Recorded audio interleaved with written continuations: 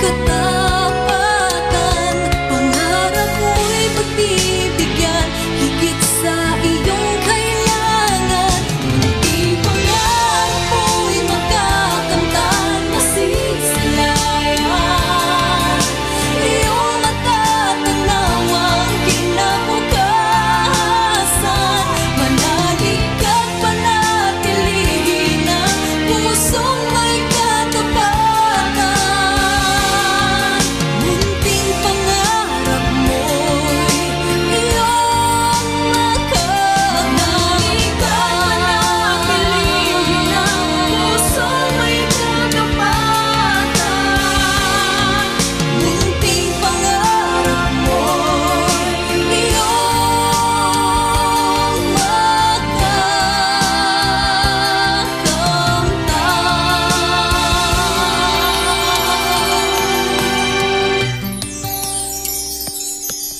Mapapasayo ang munting pangarap.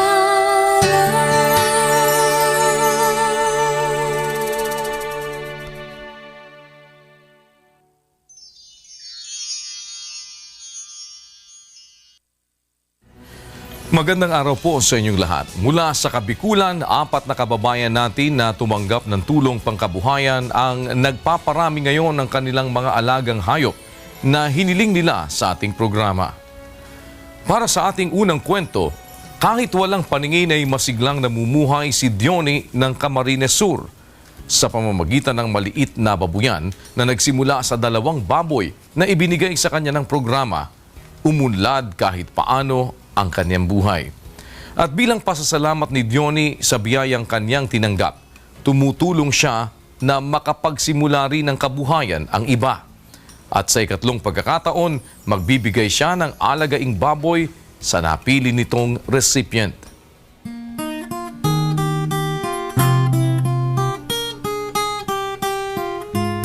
Muling bumalik sa Bicol ang grupo ng Munting Pangarap upang kumustahin si Johnny, isang PWD na lumapit noon sa ating programa.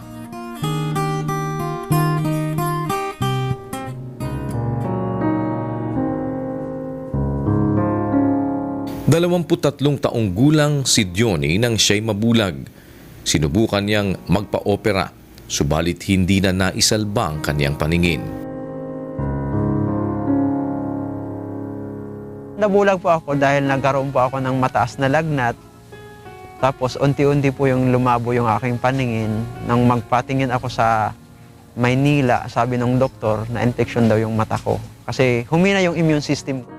Naging ganito man ang kalagayan ay sinikap pa rin ni Diony na maging makabuluhan ang kanyang buhay.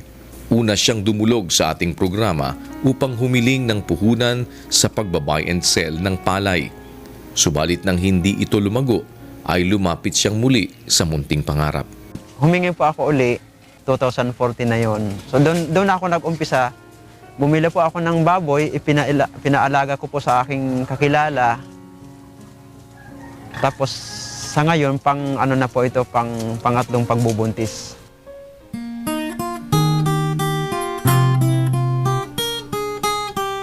Noong nakaraang taon ay nagpaabot si Johnny ng isang magandang balita tungkol sa kanyang kabuhayan.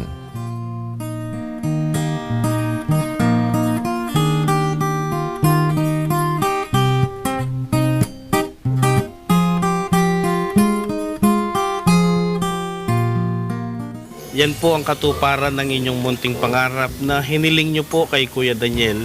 Meron pong nakatulong ang Kuya Daniel, ang Munting Pangarap, sa pagkakaloob po ng 2 biik na yan. Dahil meron pong isang naging recipient po mula sa Camarines Sur ng 2 biik din na naalagaan niya at hanggang sa mga anak.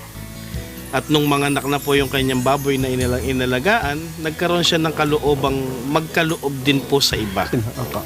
Kaya si Mang Johnny na galing po sa Camarines Sur ay kasama po at kabahagi po sa pagkakaloob at sa pagkakaroon ng katuparan ng inyong Munting Pangarap. Nawa, mapag-umpisahan nyo po yan, maalagaan nyo ng maayos at sana loobin ng Panginoon dumating po yung panahon na kayo naman ay makabahagi din po sa inyo.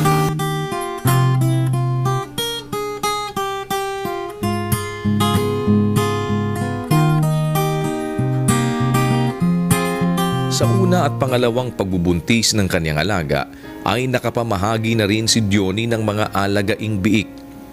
Hindi naman kasi ganoon kalaki ang pangangailangan nila ng kanyang nanay Maria na siya na lamang niyang kasama sa buhay. Nakita ko po kasi kay Brad Eli na yung pagnanasa niyang makatulong sa mga nangangailangan. So nung humiling po ako ng munting pangarap, inano ko na rin po na doon sa sa kikitain ko doon sa ibinigay sa aking puhunan, mag-share po ako sa iba para makatulong din doon sa adhikain ni Brad Eli na makatulong sa kapwa-tao. Napakasaya po kasi nadadamayan ko po si Brad Eli na susuportahan ko sila doon sa adhikain nila na makapagbigay ng tulong sa iba. Sa pamagitan naman noong ibinigay nila sa akin. Nakatutuwang malaman na hindi tulad dati na nangangarap lamang siya. Ngayon, isang masiglang Johnny ang aming muling nakakwentuhan. Ang nagpapasalamat po ako sa Diyos na nabigyan po ako ng puhunan para makapag-alaga po ng baboy. At masaya po ako na nagiging kabahagi ako ng adhikain ng mga mangaral po natin na makatulong sa kapwa sa pamamagitan po ng ibinigay sa aking puhunan. Bunga ng patuloy na maayos na takbo ng kanyang piggery, magbabahagi si Johnny ng tulong sa ikatlong pagkakataon sa sino mang tulad niya noon ay nananalangin at naghahanap ng paraan upang matupad ang kanilang munting pangarap. Pag sa Diyos na hiningi po yung paggabay, yung pag-iingat ng aking munting hanap buhay na ito, naingatan po at saka okay naman po yung magaganda po lagi yung mga inaanak ng baboy. Kasi po yung nakita ko po yung adhikain ng mga mangaral po natin na makatulong sa kapwa, makalingap sa kapwa, makapagbigay ng hanap buhay upang may angat naman kahit papaano yung kabuhayan ng mga kapwa-tao na walang hanap buhay, walang pinagkakakitaan.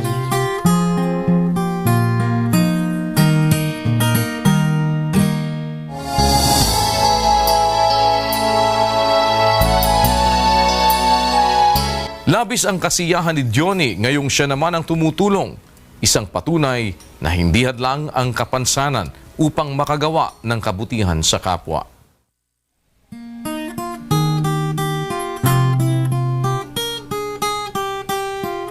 Hindi man niya nakikita o hindi kilala personal ang kanyang mga nababahaginan, ay lubos pa rin ang kaligayahan ni Johnny na makadamay sa nangangailangan. Pinagpapasalamat ko po sa Diyos na kahit ganito ang aking kalagayan, kahit sa maliit pong paraan, nakakapagbigay po ako sa kapwa, nakagiging kabahagi po ako doon sa adhikain nila Brad Eli, Brad Daniel na makatulong sa kapwa. Humahanga naman sa kanyang katatagan si Aling Eva na tagapag-alaga ng kanyang inahing baboy. Si Johnny po bilang po kilala kong tao, mabuti naman po siyang kausap kasi naintindihan niya po kung ano naman ang hirap ng pag-aalaga ng baboy, yung gastusin. Buy and sell ang negosyo ni Aling Eva. Abalaman, hindi siya nagdalawang isip na tulungan si Johnny dahil alam niyang mabuti ang hangarin ng binata sa kanyang paghahanap buhay. Magaan po sa kalooban kasi po unang-una nakatulong po ako kay Johnny kahit bulag po siya. Kung ang iba ay natutuwa sa kabutihang loob ni Johnny, lalo naman ang kanyang 70 anyos na ina na si Nanay Maria. Mabait po si Johnny, pati sa mga kapatid niyang bunso at kapatid niyang panganay. At din naman ako pinapabayaan. Mensahe ko lang po doon sa mga anak, dapat po nating kalingain ang ating magulang. Lalo na po kung mayroon naman po tayong kakayahan, suportahan po natin sapagkat tungkulin po natin yan sa harap ng Diyos. Namuhay man siyang bulag, higit pa sa ibang may paningin, ang nagagawa ni Johnny. Doon po sa mga nagnanais ding mabigyan ng ganitong puhunan, sana po pag tayo nabigyan ay ingatan po natin at gawin po natin ang ating magagawa para hindi mawala yung puhunan, hindi mauwi lang sa walang halaga, kundi mapaunlad po natin at tayo rin sa bandang huli makapagbigay rin sana. Brad Ellie, Kuya Daniel, ito na po ang katuparan ng inyong munting pangarap.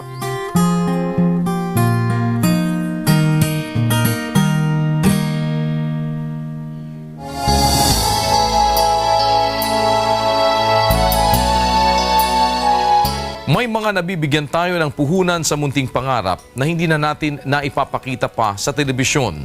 Kabilang ang mag-asawang G at Efleda ng Albay na magbabahagi sa atin ng kwento ng kanilang pag-asenso.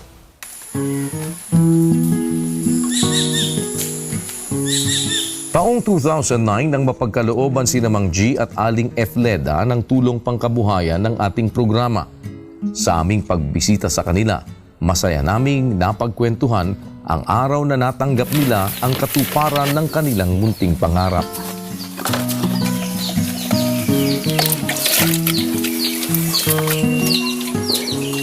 Nung inabot na po sa amin yung pera po sa munting pangarap, pakiramdam po naming mag-asawa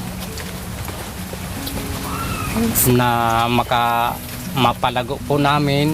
Masayang pakiramdam. Masayang pakiramdam at mapalago po namin yung pirang ipinagkaloob po sa amin ng Diyos na para makatulong din po kami sa gaya po namin na nangangailangan. Sa kaunting puhunan na natanggap nila, naisip nilang bumili ng baboy na maaalagaan at pararamihin. Bumili po ako ng 2 baboy. Yung po, palaki namin ng mag-asawa. Sawa at tulong po ng Diyos, napalaki po namin yung biniling baboy. At sa ikalawang panganganak ng kanilang baboy, doon na naisip ng mag-asawa na makapagbahagi na rin sa iba. Sabi ko sa asawa ko, sikapin natin na mapalago talaga yung yung ipinagkaloob din sa atin para mayroon di na mawala, mapagpuhunan na po hanggang ngayon. Sana loobin po ng Diyos na hindi na mawala ang aming munting pangarap. Sana tuloy-tuloy po.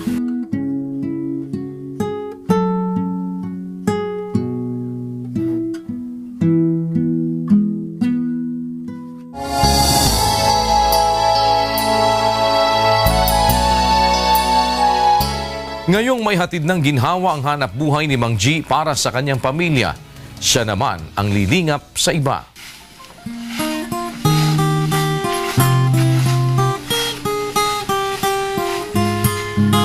Huminto na si Aling Efleda sa 7 taon niyang pangangamuhan kung saan kumikita lamang siya ng 3,000 piso kada buwan. Halagang sapat lamang sa panggatas ng bunsong anak. Di namin kaya na siya lang po ang magtrabaho. Kailangan din, naisip ko rin po na tumulong na rin po ako kasi naawa po ako sa mga anak ko, lalo na po sa mga baon nila, pag wala, pagkain namin. Si Mang G naman na isang karpintero ay 250 pesos lamang ang naiuuwi sa bawat araw na pagtatrabaho. Sabi ko po sa aking may bahay na huwag nang mag-isip na lumayo pa para maghanap buhay. Dito na lang tayo sama-sama. Dito na naisip ng mag-asawa na lumapit sa munting pangarap.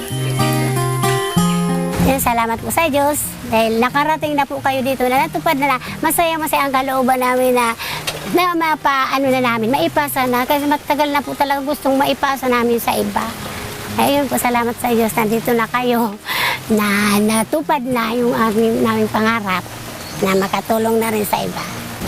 Muling nagpapasalamat po kami kay kapatid na Eli, kapatid na Daniel, sa kabutihan na ipinagkaloob sa kanila ng Diyos na ma-share sa amin yung hiling namin na munting pangarap. Salamat po sa Diyos sa kanyang kaloob na di masabi po. May paalala ang mag-asawa sa sinumang mababahagi na nila ng tulong. Sana ano po ang mapagbibigyan namin. Sana halagaan man po nilang maigi dahil para mapalago rin po nila. Marami pang pagsubok na kakaharapin ng mag-asawa, ngunit baon ng ating malasakit na minsan nilang tinanggap. Alam nilang magiging mas matatag sila sa buhay sa awa at tulong ng Panginoon. Yun po naman ang nakasulat po sa Biblia na mas masaya po ang nagbibigay kaysa tumatanggap. Kaya nagpapasalamat ako sa Diyos sa mga kabutihan ipinagkakaloob niya sa aming mag-asawa.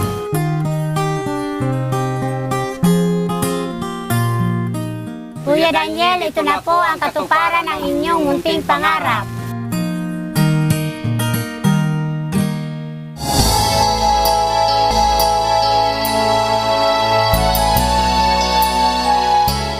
Malaking tulong sa pamilya ni na Rose at Nono ng Sorsogon ang mga biik na atin pong naibigay sa kanila. Nakalipat na sila sa mas maayos na bahay at naipagagamot na nila ang kanilang ina. Kontento na ang magkapatid na Rose at Nono sa takbo ng buhay ng kanilang pamilya. Kaya sa ikatlong pagkakataon ay nais nilang makatulong sa kapwa.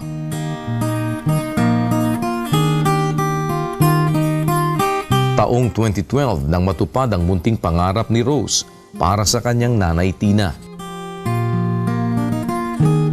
Ang ipinagkaloob ni Kuya Daniel sa inyong munting pangarap at saka ni Brother Eli. Sana, yan pag-uumpisahan ninyo, dalawang baboy na babae. Loobin ng Diyos, mapalaki ninyo sila. Ito po ang katuparan ng inyong munting pangarap.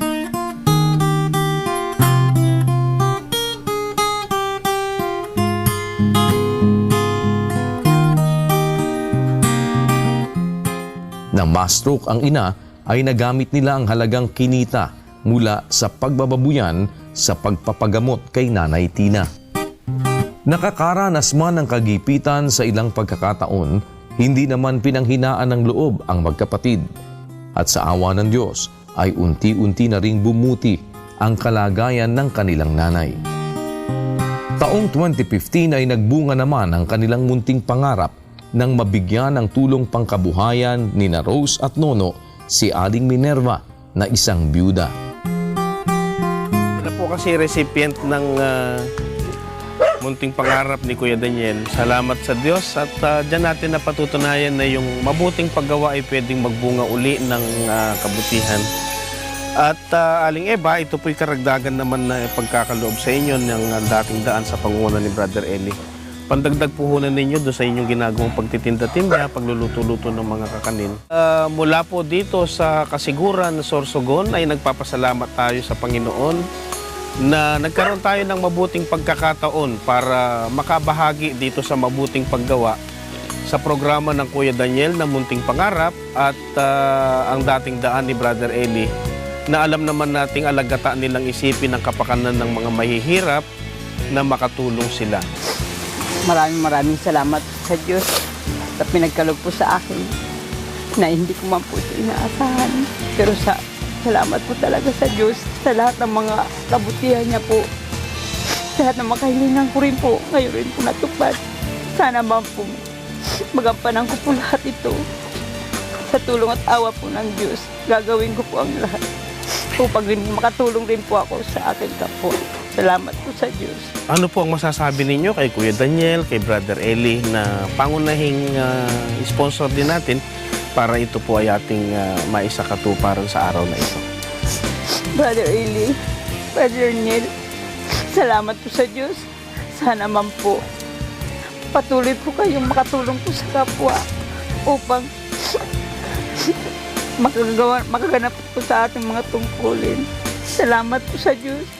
Sana po gantihin po kayo lagi.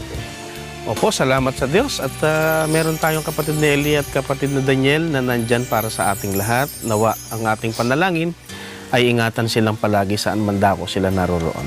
To God be the glory po.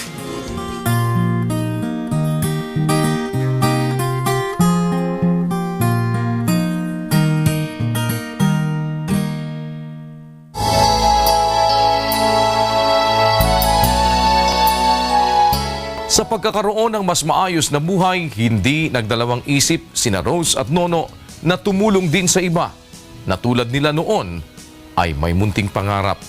Sa katunayan, ito na ang ikatlong pagkakataon na magbibigay sila ng tulong. Pagkatapos ng 5 buwan ay muli silang nakapagbigay ng mga alagaing biik na tulad ni Aling Minerva ay mula rin sa Kasiguran, Sorsogon. Napiling din po natin naman sa araw na ito si Nono at ang kanyang kapatid na si Mary Rose. At sila po kung matatandaan nyo mga ilang panahon ang nakalipas, sila po ang naunang humiling ng munting kahilingan naman kay Kuya Daniel at awa ng Diyos na pagkalooban sila. Ayan, at katunayan na palago nila sa pagkakataon pong ito ay katulong na sila sa mga magbibigay ng munting pangarap. Magbibigay na sila nung bunga nung kanilang natanggap kay Kuya Daniel nung nakalipas.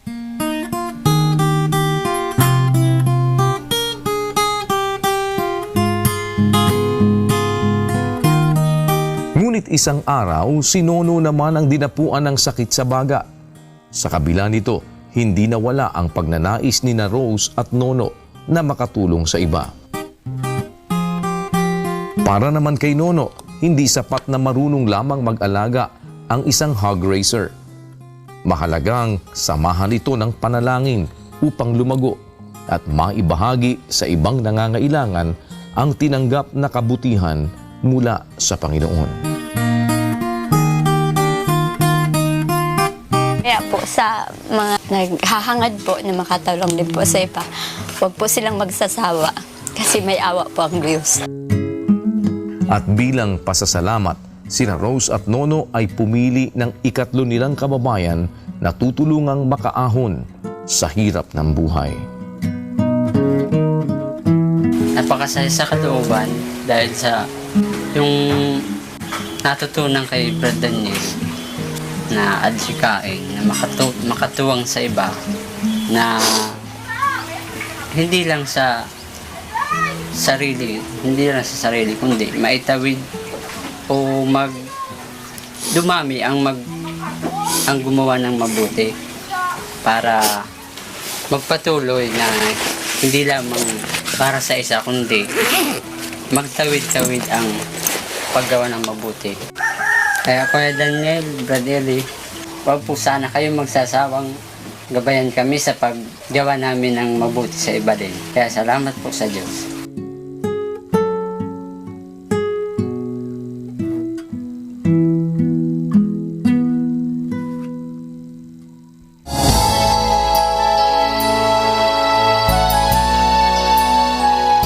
Para sa ating panghuling kwento, isang byuda mula rin sa Sorsogon ang napabilang sa listahan ng ating letter senders na bumuti ang kalagayan sa buhay dahil sa pagsisikap na mapaunlad ang tinanggap na tulong pangkabuhayan mula sa munting pangarap.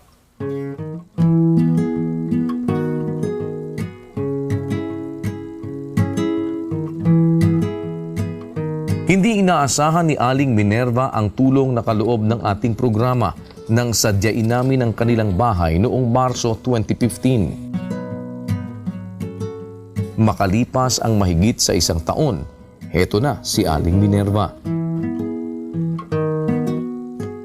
Nakakatuwang makita na may bago na siyang pinagkakaabalahan sa likod ng kanilang bahay kung saan namin siya unang nakausap tungkol sa kaniyang hiniling. Dito po sa lugar na ito, dito po ako na-interview nung una, bago po nila ako i-grant sa munting pangarap ko. Tapos ngayon, ito na po si Munti. Awa po ng Diyos, nandito na siya, nabigyan na rin ako nakapagpagawa na rin po ako ng kulungan, gawaga sa tulong na inabot sa akin ng cash. Tapos ito, ngayon, Meron na rin po silang mga kasamang, yung mga kulungan na rin po. Ang kanyang alagang si Munti ngayon ay malaki na. Ngayon si Pangarap po, ibininta ko na siya para tuloy-tuloy pang pagkain ni Munti. Siyam na biik ang unang inianak ng kanyang inahin.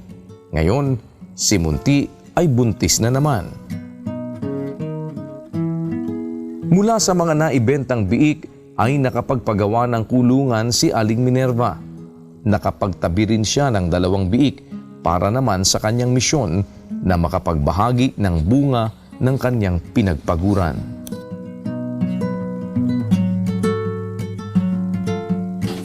Pinagpapasalamat ko po lagi sa Diyos na binigyan niya ako lagi ng lakas, na makapatupad ko po lahat ng mga pangarap ko. Tapos sana po tuloy-tuloy rin po akong makatulong sa aking mga kapwa. Tamang pagpapakain at pagiging malinis sa alaga ang ilan sa mga ipinapayo ni Aling Minerva sa mga nagbabalak ding magkaroon ng babuyan. At ang pinakamahalaga sa lahat, huwag kalilimutang manalangin at magpasalamat sa mga tulong ng Panginoon sa iyong negosyo. Talagang sobra-sobra ang biyaya ng pinagkakalob lagi sa ng Diyos. Kasi siyempre, nandyan din po ang sinasabi na sumasampalataya lagi tayo sa lahat ng mga bagay na pinagkakalob sa atin ng Diyos. Siyempre, nandyan din ang lakit ng pagmamahal, pag-ibig. Yun yung sasabi na pag-asa. Ngayon, umaasa ako na sana balang araw talagang tuloy-tuloy po itong pangarap nito.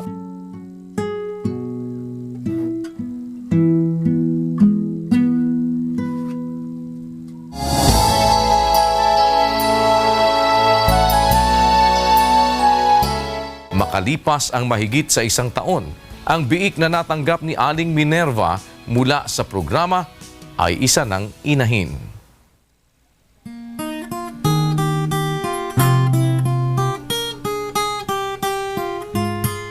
Kung dati ay halos walang masulingan si Aling Minerva kapag may mga bayaring sa eskwela, ngayon ay mas magaan na ang buhay para sa kanya.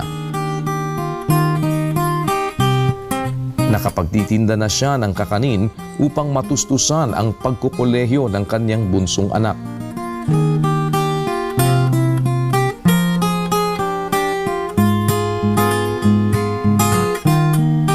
At sa paglago ng munti niyang kabuhayan, nais ni Aling Minerva na magbahagi sa iba ng pagkakataon na magkaroon ng mas maayos na pamumuhay. Sa mabibigyan po ng 2 biik, sana man po mapalago nila yun, katulad ng ginagawa ko po rin dito sa alaga ko po si Munti. Kuya Daniel, ito na pong katuparan ng inyong munting pangarap. At ito rin po ang pinagkalob niyo po sa akin, si Munti. Salamat po sa Diyos. Kami po ay nagpapasalamat una sa Diyos at sa ating mga kasama sa Ang Dating Daan sa pangunguna ni Brother Eli Soriano ng ADD Foundation at ng Kamanggagawa Foundation sa kanilang pakikiisa sa ating misyon na makatulong sa mga nangangailangan. Para kina Johnny, Mang G, Rose at Aling Minerva at sa iba pang natupad na ang munting pangarap, sana ay magkaroon palagi ng puwang sa inyong puso ang pagdamay sa iba. Lagi nating tatandaan na ang naaawa sa dukha ay nagpapautang sa Panginoon. Ako po ang inyong Kuya Daniel. Sa awa at tulong ng Diyos ay muli niyong makakasama sa susunod na linggo sa pagbuo ng inyong mga munting pangarap.